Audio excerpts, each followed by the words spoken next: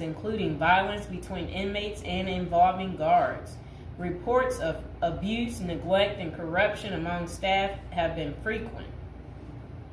The treatment of inmates with mental health issues has been a particular concern, with critics arguing that the facility is ill-equipped to handle such cases appropriately.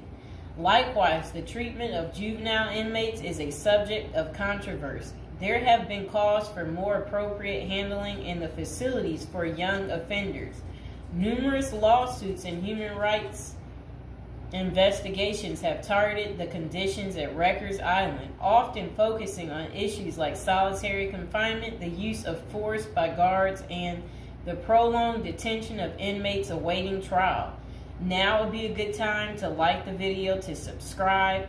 And are you guys enjoying the prison series? Do you like hearing about all the different prisons, learning with me together? If so, go ahead and comment below. So, when visiting Rikers, journalists in prison reforms discovered temporary holding cells described as covered with rotten food, urine, and feces and blood. Inmates were using plastic sheets for blankets and cardboard boxes for beds.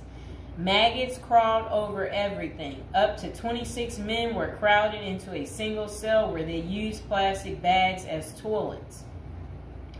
Prisoners kept in holding cells, which should be used for only 24 hours or less, often stayed there for more than a week awaiting transfer. In that time, food and medical services were not routinely provided. Now let's hear that paragraph again, just a small bit of it.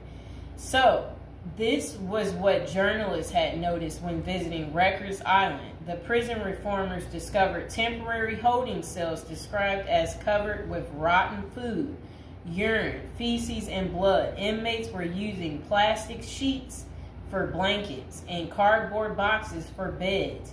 Maggots crawled over everything. Up to 26 men were crowded into a single cell where they used plastic bags as toilets. That does not sound good, does it, people? It's disgusting.